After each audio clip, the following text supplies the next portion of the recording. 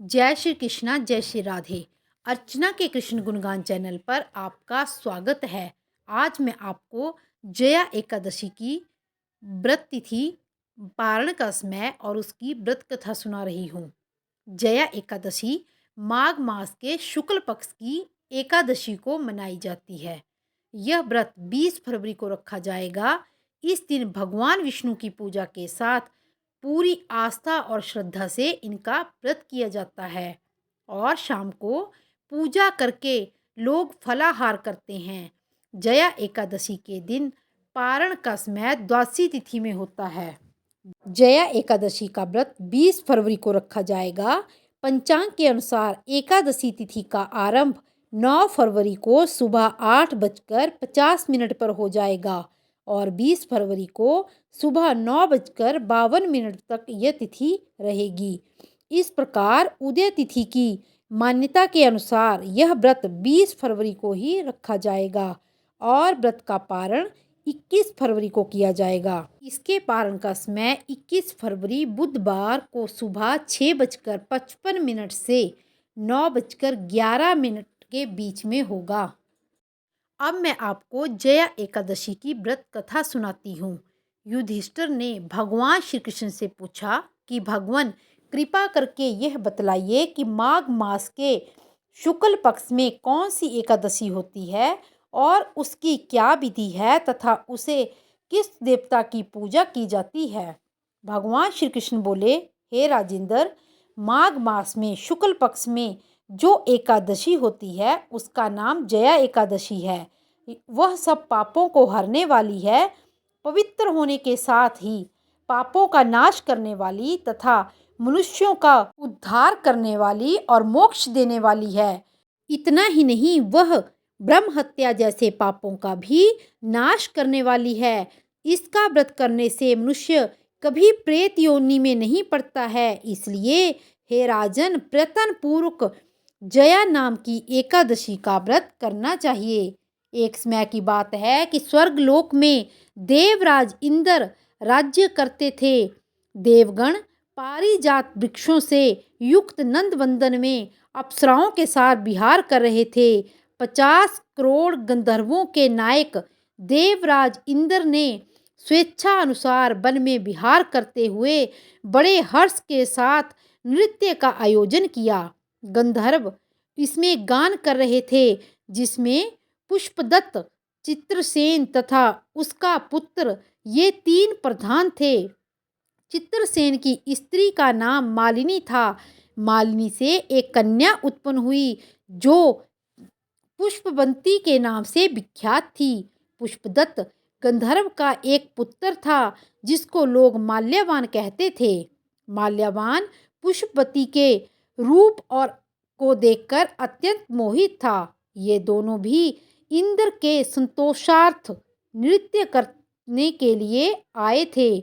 इन दोनों का गान हो रहा था। उनके साथ अप्सराएं भी थी। परस्पर अनुराग के कारण ये दोनों मोह के वशीभूत हो गए।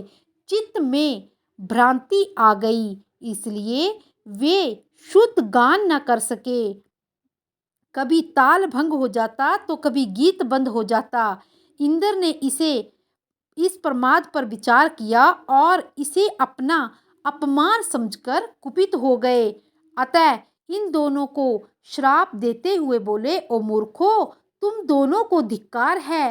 तुम लोग पतित और मेरी आज्ञा भंग करने वाले हो।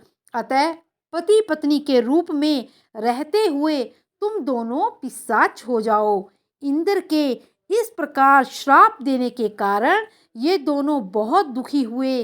वे हिमालय पर्वत पर चले गए और पिशाच योनि को पाकर बड़ा भयंकर दुख भोगने लगे। शारीरिक पातक से उत्पन्न ताप से पीड़ित होकर दोनों ही पर्वत की कंदराओं में विचरते रहते थे। एक दिन पिशाच ने अपनी पत्नी पिशाची से कहा कि हमने कौन सा पाप किया है जिससे यह पिशाच योनि प्राप्त हुई है। नरक का कष्ट अत्यंत भयंकर है तथा पिशाच योनि में भी बहुत दुख होता है।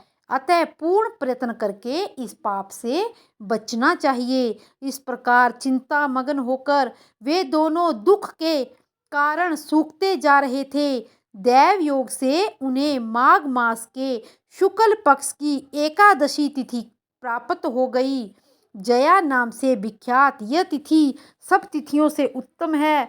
उस दिन उन दोनों ने सब प्रकार के अन्न त्याग दिए, जलपान तक नहीं किया, किसी जानवर की हिंसा नहीं की और निरंतर दुख से युक्त होकर वे एक पीपल के वृक्ष पर के पास बैठे रहे। सूर्यास्त हो गया। उनके प्राण हर लेने वाली भयंकर रात्रि उपस्थित हुई। उन्हें नींद नहीं आई। वे रति या और कोई सुख भी नहीं पा सके। सूर्यास्त हुआ, द्वादशी का दिन आया। इस प्रकार उस पिशाच दंपत्ति ने जया के उत्तम व्रत का पालन किया। उन्होंने रात्रि को जागरण भी किया था। उस व्रत के प्रभाव से भगवान विष्णु की शक्ति से उन दोनों का पिशाचत्व दूर हो गया। पुष्पवंती और माल्यवान अपने पूर्ण रूप में आ गए। उनके हृदय में पुराना स्नेह उमड़ रहा था। उनके शरीर पर पहले जैसे ही अलंकार शोभा पा रहे थे। वे दोनों मनोहर रूप धारण करके विमान पर बैठे और स्वर्गलोक में चले गए। वहां देवराज इंद्र के सामने जाकर दोनों ने बड़ी प्रसन्नता के साथ उन्हें प्रणाम किया। उन्हें इस रूप में उपस्थित देखकर इंद्र को बड़ा विस्मय हुआ। उन्होंने पूछा, बताओ किस पुण्य के प्रभाव से तुम दोनों का पिशाचत्व दूर हुआ? तुम मेरे श्राप को प्राप्त हो चुके थे, फिर किस देवता ने तुम्हें इससे छुटकारा दिलाया है?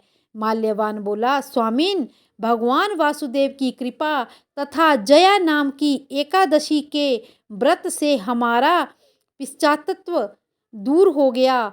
इंद्र ने कहा, तो तुम दोनों मेरे कहने से सुधा पान करो। जो लोग एकादशी का व्रत करते हैं और भगवान श्री कृष्ण के शरणागत रहते हैं, वे हमारे लिए हमेशा पूजनीय हैं। भगवान श्री कृष्ण कहते हैं कि हे राजन, इस कारण एकादशी का व्रत करना चाहिए। नृप श्रेष्ठ जया ब्रह्म हत्या का पाप दूर करने वाली है। जिसने जया का व्रत किया है उसने सब प्रकार के दान दे दिए और संपूर्ण यज्ञों का अनुष्ठान कर लिया। इस महात्म्य को पढ़ने और सुनने से अग्नि होम यज्ञ का फल मिलता है। इसी प्रकार और भी कथाएं सुनने के लिए मेरे फेसबुक पेज और यूट्यूब चैनल अर्चना का कृष्ण गुणगान को लाइक, शेयर और सब्सक्राइब करें और कमेंट बॉक्स में जय श्री कृष्ण अवश्य लिखें। जय श्री कृष्णा, जय श्री राधे।